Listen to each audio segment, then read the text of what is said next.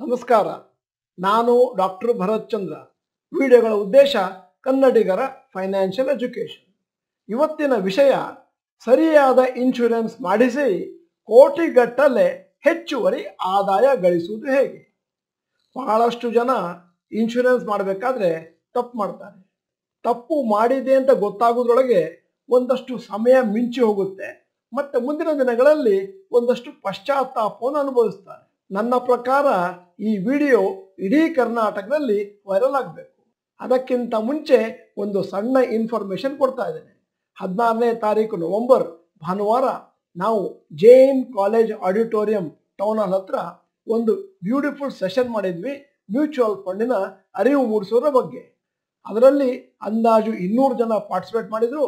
ಒಂದು 50 ಜನಕ್ಕೆ ಜಾಗನೂ ಸಿಕ್ಕಲಿಲ್ಲ. ಆದ್ದರಿಂದ ನನ್ನ ಸಲಹೆ ಏನು ಅಂತಂದ್ರೆ, ಮುಂದಿನ ಸರ್ತಿ ನಾವೇನಾದರೂ ಮ್ಯೂಚುವಲ್ ಫಂಡಿನ ಕಾರ್ಯಕ್ರಮ ಮಾಡ್ತೀವಿ ಅಂತಂದ್ರೆ ಈ ಹೌಸ್ಫುಲ್ ಪ್ರೋಗ್ರಾಮಿಗೆ ಬರದೇ ಇರಬೇಡಿ. ಈಗ ನಾನು ವಿಷಯದ ಬಗ್ಗೆ ಬರ್ತಾ ಇದ್ದೇನೆ. ಇನ್ಶೂರೆನ್ಸ್ ಅನ್ಬೇಕಾದ್ರೆ ಬೇಕಾದಷ್ಟು ಕನ್ಫ್ಯೂಷನ್ ಇದೆ. ನಿಮಗೆ ಯಾರ್ಯಾರೋ ಬಂದು ಸಮೀಪದ ರಿಲೇಟಿವ್ಸ್ ಕೂಡ ಬಂದು ಇಂತಹ ಇನ್ಶೂರೆನ್ಸ್ ತಗೊಳ್ಳಿ ಅಂತ ಸಲಹೆ ಕೊಡ್ತಾರೆ. ಯಾವ ಥರದ ಇನ್ಶೂರೆನ್ಸ್ ತಗೋಬೇಕು ಅಂತ ನಿಮ್ಗೆ ಗೊತ್ತಿದ್ರೆ ನೀವು ತಪ್ಪು ಮಾಡೋದಿಲ್ಲ. ಸಾಮಾನ್ಯವಾಗಿ ನಾವು ಮಾಡೋ ತಪ್ಪೇನು ಅಂತಂದ್ರೆ ಟರ್ಮ್ ಲೈಫ್ ಇನ್ಶೂರೆನ್ಸ್ ಅಥವಾ ಟರ್ಮ್ ಪ್ಲಾನ್ ಅನ್ನು ಕೊಳ್ಳದೇ ಇರುವುದು. ಇದು ಸಿಂಪ್ಲೆಸ್ಟ್ ಮತ್ತು purest form of life insurance ಮತ್ತು ಇದರಲ್ಲಿ ಕೇವಲ ಡೆತ್ ಬೆನಿಫಿಟ್ ಸಿಗುತ್ತೆ. ಮತ್ತೆ ನೀವೇನಾದರೂ ಜೀವಂತವಾಗಿದ್ರೆ ನಿಮಗೆ ಏನು ಹಣ ಸಿಕ್ಕುವುದಿಲ್ಲ. ಹಾಗೆ ಅಂತ ಹೇಳಬೇಕಾದ್ರೆ ನೀವು ನನಗೆ ಕೌಂಟರ್ ಮಾಡ್ಬೋದು, ಏನು ಹಣ ಸಿಕ್ಕದಿದ್ರೆ ಇನ್ಶೂರೆನ್ಸ್ ಅಲ್ಲಿ ನಾನು ಯಾಕೆ ಮಾಡಿಸ್ಬೇಕು. ಆದರೆ ಟರ್ಮ್ ಇನ್ಶೂರೆನ್ಸ್ ಅಲ್ಲಿ ನೀವು ಕಟ್ಟುವಂತ ಪ್ರೀಮಿಯಂ ಅತಿ ಕಡಿಮೆ ಇರುತ್ತೆ. ಅದೇನು ಹಣವನ್ನು ಉಳಿಸ್ತೀರಿ ಎಂಡೋಮೆಂಟ್ ಪ್ಲಾನ್, ಮನಿ ಬ್ಲಾಕ್ ಪ್ಲಾನ್ ಅಥವಾ ಯೂನಿಟ್ ನಲ್ಲಿ, ಅದನ್ನ ನೀವು ಬೇರೆ ಕಡೆ ಹೂಡಿದ್ರೆ ಅಂದ್ರೆ ಲಾಭದಾಯಕವಾಗಿ ಶೇರ್ನಲ್ಲಿ ಮ್ಯೂಚುವಲ್ ಫಂಡ್ ಹೂಡಿದ್ರೆ ಬಹಳ ಜಾಸ್ತಿ ಹಣ ನಿಮ್ದಾಗುತ್ತೆ 10, 20, 30, 35 ವರ್ಷದ ಬಳಿಕ. ಈಗ ನಾನು ಒಂದಷ್ಟು ಉದಾಹರಣೆ ಕೊಡ್ತಾ ಇದ್ದೇನೆ. ಟರ್ಮ್ ಲೈಫ್ ಇನ್ಶೂರೆನ್ಸ್ ಅಲ್ಲಿ ನೀವು ಏನ್ ಪ್ರೀಮಿಯಂ ಕಟ್ಟಬೇಕಾಗುತ್ತೆ. ಈ ಟರ್ಮ್ ಇನ್ಶೂರೆನ್ಸ್ ಅಲ್ಲಿ ನೀವು ಕಟ್ಟುವಂತ ಪ್ರೀಮಿಯಂ ಬಹಳ ಅಫೋರ್ಡಬಲ್ ಇರುತ್ತೆ. ಪಟ್ಟಿ ನಿಮ್ಮ ಮುಂದೆ ಇದೆ.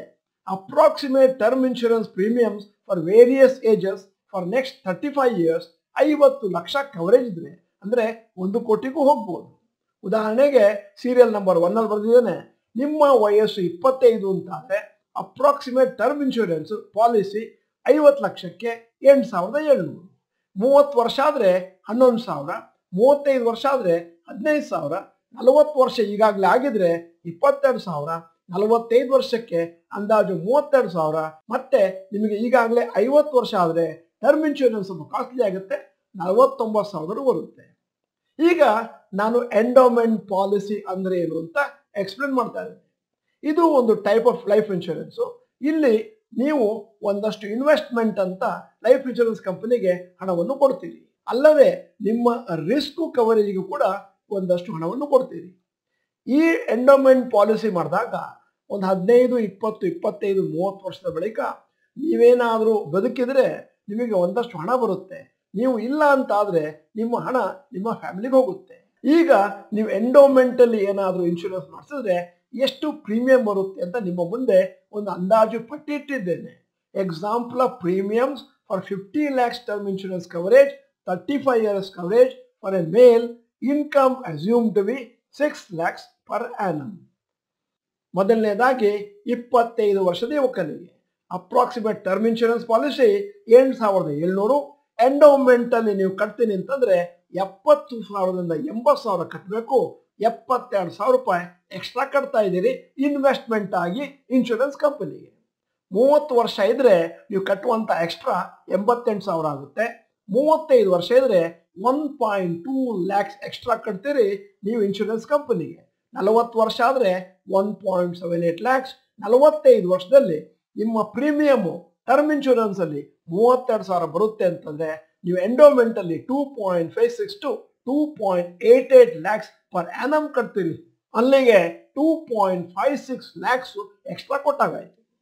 ಈಗ extra corpus created by taking term insurance and investing different amount in various investment options.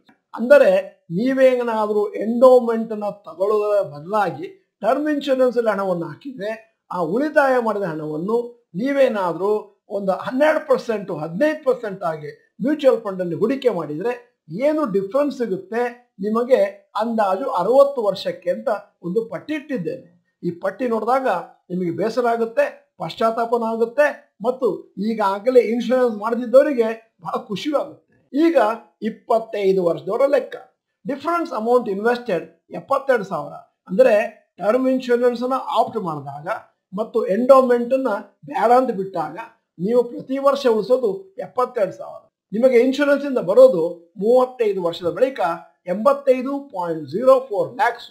ಅದೇ ಏನಾದರೂ ಮ್ಯೂಚುವಲ್ ಫಂಡ್ ಅಲ್ಲಿ 12% ಬರೋ ಮ್ಯೂಚುವಲ್ ಫಂಡ್ ಅಲ್ಲಿ ಹಾಕಿದ್ರೆ 2.63 crores ಎಕ್ಸ್ಟ್ರಾ ಬರ್ತಾ ಇತ್ತು. Investment in mutual funds in stocks at 15% 6.44 crores extra ಬರ್ತಾ ಇತ್ತು. ಇದು ನಿಮಗೆ ಬರ್ತಾ ಇದ್ದಂತ ಎಕ್ಸ್ಟ್ರಾ ಹಣ. ಅಂದ್ರೆ ಅಷ್ಟೇ ಇನ್ಶೂರೆನ್ಸ್ ಮಾಡಿಸಿದ್ರಿ, ಅಷ್ಟೇ ಕವರೇಜು ಇದೆ, ಅಂದ್ರೆ 50 ಲಕ್ಷ ಹೆಚ್ಚು ಕಡಿಮೆ ಆದ್ರೆ ನಿಮ್ಮ ಮನೆಗೆ. ಆದರೆ ಟರ್ಮ್ ಇನ್ಶೂರೆನ್ಸ್ ತಗೊಳ್ಳೋದ್ರಿಂದ ಇಷ್ಟು ಬೆನಿಫಿಟ್ ಆಯ್ತು. 30 ವರ್ಷಕ್ಕೆ ನೀವೇನಾದ್ರೂ ಟರ್ಮ್ ಇನ್ಶೂರೆನ್ಸ್ ಮಾಡಿಸಿ 88,000 ಪ್ರತಿ ವರ್ಷ ಉಳಿಸ್ತೀರಿ ಅಂತಾದ್ರೆ ಕೊನೆಯಲ್ಲಿ ನಿಮ್ಮ ಹತ್ರ ಎಕ್ಸ್ಟ್ರಾ ಸಿಕ್ಕುವಂತದ್ದು 1.64 crores ಅಥವಾ 3.66 crores.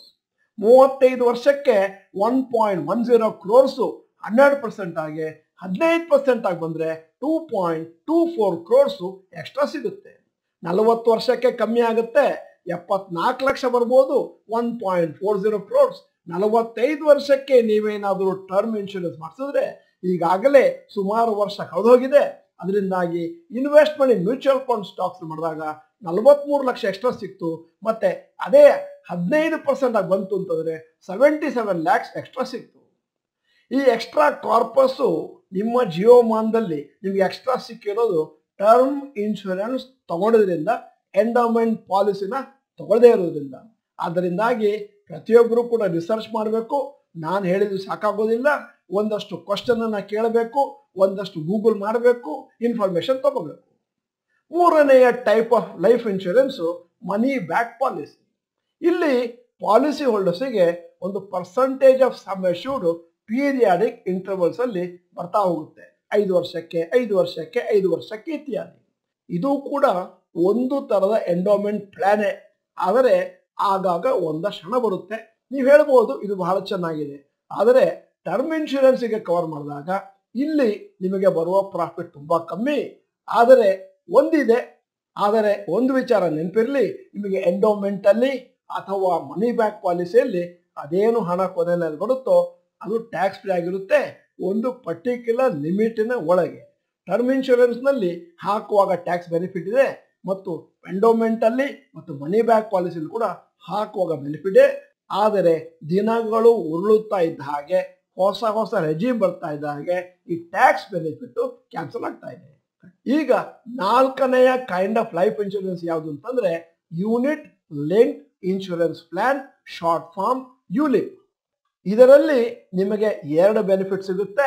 Term insurance as well as insurance ನಲ್ಲೇ ಇನ್ವೆಸ್ಟ್ ಮಾಡಿದಂತ ಮನಿ ಅದನ್ನ ಅವರು ಮಾರ್ಕೆಟ್ ಲಿಂಕ್ಡ್ ಅಥವಾ ಡೆಟ್ ಸ್ಕೀಮ್ಗಳಲ್ಲಿ ಹಾಕ್ತಾರೆ. ನಿಮಗೆ ಒಂದಷ್ಟು ಹಣ ಅಶ್ಯೂರ್ಡ್ ಆಗಿ ವಾಪಸ್ ಬರುತ್ತೆ. ಆದರೆ ಅದನ್ನು ನೀವು ಹೋಲಿಕೆ ಮಾಡಿದಾಗ ಟರ್ಮ್ ಇನ್ಶೂರೆನ್ಸ್ ಅಲ್ಲಿ ಹಣವನ್ನು ಹಾಕಿ ಉಳಿಕೆ ಹಣವನ್ನು ಮ್ಯೂಚುವಲ್ ಫಂಡ್ ಅಥವಾ ರಿಯಲ್ ಎಸ್ಟೇಟ್ ಅಥವಾ ಷೇರುಗಳಲ್ಲಿ ಹಾಕಿದಾಗ ಜಾಸ್ತಿ ಬೆನಿಫಿಟ್ ಬಂದೇ ಬರುತ್ತೆ. ಯೂನಿಟ್ ಲಿಂಕ್ ಇನ್ಶೂರೆನ್ಸ್ ಪ್ಲಾನ್ ಅಲ್ಲಿ ನೀವು 5 ವರ್ಷದವರೆಗೆ ಹಣವನ್ನು ಹಾಕಬೇಕಾಗ್ತದೆ. ಅದಾದ್ಮೇಲೆ ಏನೂ ಹಣವನ್ನು ಹಾಕುವ ಅಗತ್ಯತೆ ಇಲ್ಲ. ಅದಾದ್ಮೇಲೆ ಪ್ರತಿ ವರ್ಷ ಆನ್ಯೂಟಿ ಅಂತ ಹೇಳಿ ಒಂದಷ್ಟು ಹಣವನ್ನು ನಿಮಗೆ ವಾಪಸ್ ಕೊಡ್ತಾರೆ. ಈಗ ನಿಮಗೆ ಒಂದಷ್ಟು ಕನ್ಫ್ಯೂಷನ್ ಆಗಿರ್ಬೋದು, ಯಾವುದರಲ್ಲಿ ಹಣ ಹಾಕಬೇಕು, ಟರ್ಮ್ ಇನ್ಶೂರೆನ್ಸ್ ಅಲ್ಲಿ ಹಣವನ್ನು ಹಾಕಬೇಕು, ಎಂಡೋಮೆಂಟ್, ಮನಿ ಬ್ಯಾಕ್, ಯುಲಿಪ್ಗಳನ್ನು ಅವಾಯ್ಡ್ ಮಾಡಬೇಕು. ಈಗಾಗಲೇ ನೀವು ಆ ಇನ್ಸ್ಟ್ರೂಮೆಂಟ್ಗಳಲ್ಲಿ ಹಣವನ್ನು ಹಾಕಿದ್ರೆ ಕೂತ್ಕೊಂಡು ಯೋಚನೆ ಮಾಡಬೇಕು, ನಿಮ್ಮ ಏಜೆಂಟ್ ಹತ್ರ ಮಾತಾಡಬೇಕು, ಅದನ್ನ ಕ್ಯಾನ್ಸಲ್ ಮಾಡಿ ಅಥವಾ ಸರೆಂಡರ್ ಮಾಡಿ ಈ ಟರ್ಮ್ ಇನ್ಶೂರೆನ್ಸ್ ಅನ್ನ ಇವತ್ತಿನಿಂದ ಹೊಸದಾಗಿ ಕೊಳ್ಳಬಹುದು. ಅದರ ಬಗ್ಗೆ ನೀವು ನಮ್ಮ ಮುಂದಿನ ದಿನಗಳ ವಿಡಿಯೋಗಳನ್ನು ನೋಡ್ತಾ ಹೋಗಿ. ಕೊನೆಯಲ್ಲಿ ಸಾರಾಂಶ ಹೇಳ್ತಾ ಇದ್ದೇನೆ, ದಯವಿಟ್ಟು ಟರ್ಮ್ ಇನ್ಶೂರೆನ್ಸ್ ತಗೊಳ್ಳಿ. ನೀವು ಯಂಗ್ಸ್ಟರ್ಸ್ ಆದ್ರೆ ಬಹಳ ಒಳ್ಳೆಯದು. ನಿಮ್ಮ ಆನ್ಯುವಲ್ ಇನ್ಕಮ್ ಏನಿದೆ ಅದಕ್ಕೆ into 10 times.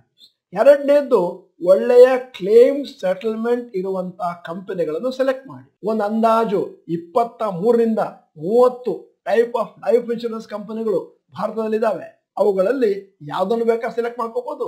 Claim settlement ratio ಯಾವ್ದನ್ನೇ ಜಾಸ್ತಿ ಇದೆಯೋ ಅದರಂತೆ. ಮತ್ತೆ ನೀವು ನನ್ನ ಪ್ರಶ್ನೆ ಕೇಳ್ಬೋದು, ಟರ್ಮ್ ಇನ್ಶೂರೆನ್ಸ್ ಅನ್ನು ಕೊಳ್ಳುವುದು ಹೇಗೆ? ನೀವೇ ಆನ್ಲೈನ್ ನಲ್ಲಿ ರಿಸರ್ಚ್ ಮಾಡಿ ತಗೊಳ್ಬಹುದು, ಇಲ್ಲ ಯಾರಾದರೂ ಟ್ರಸ್ಟೆಡ್ ಇನ್ಶೂರೆನ್ಸ್ ಅಡ್ವೈಸರ್ ಹತ್ರನೂ ತಗೊಳ್ಬಹುದು. ಸ್ನೇಹಿತರೆ, ಇವತ್ತಿನ ಈ ವಿಡಿಯೋ ಕರ್ನಾಟಕದಲ್ಲಿ ವೈರಲ್ ಆಗಬೇಕು. ಯಾಕಂದ್ರೆ ಬಹಳಷ್ಟು ಜನ ರಾಂಗ್ ಇನ್ಶೂರೆನ್ಸ್ ನ ತಗೊಂಡು ಜೀವನ ಪರ್ಯಂತರ ಅದೇನು ಹೆಚ್ಚುವರಿ ಹಣ ಸಿಕ್ತಿತ್ತು ಅದರಿಂದ ವಂಚಿತರಾಗಿದ್ದಾರೆ. ವಿಡಿಯೋದ ಕೊನೆಯಲ್ಲಿ ಇನ್ನೊಂದು ಪ್ರಶ್ನೆಯನ್ನು ಕೂಡ ಕೇಳ್ತಾ ಇದ್ದೇನೆ. ನಿಮ್ಮ ಇನ್ಶೂರೆನ್ಸ್ ಪಾಲಿಸಿನ ತೆಗೆದುಬಿಟ್ಟು ಓದಿ, ಎಂಡೋಮೆಂಟಾ, ಟರ್ಮ್ ಇನ್ಶೂರೆನ್ಸಾ, ಮನಿ ಬ್ಯಾಕ್ ಪಾಲಿಸಿಯೋ ಅಥವಾ ಯುಲಿಪ್ ಅಂತ ನೋಡಿ ಅದು ಯಾವುದು ಅಂತ ಹೇಳಿ ನೀವು ನಮ್ಮ ಕಮೆಂಟ್ ಬಾಕ್ಸ್ ನಲ್ಲಿ ಟೈಪ್ ಮಾಡಿ. ಮತ್ತೆ ವಿಡಿಯೋನ ಸಂಪೂರ್ಣವಾಗಿ ನೋಡಿದ್ದಕ್ಕೆ ಧನ್ಯವಾದಗಳು. ಎಲ್ಲರಿಗೂ ಫಾರ್ವರ್ಡ್ ಮಾಡ್ತೀನಿ ಅಂತ ಉಳಿಸ್ಕೊಳ್ತೇನೆ. ನಮಸ್ಕಾರ.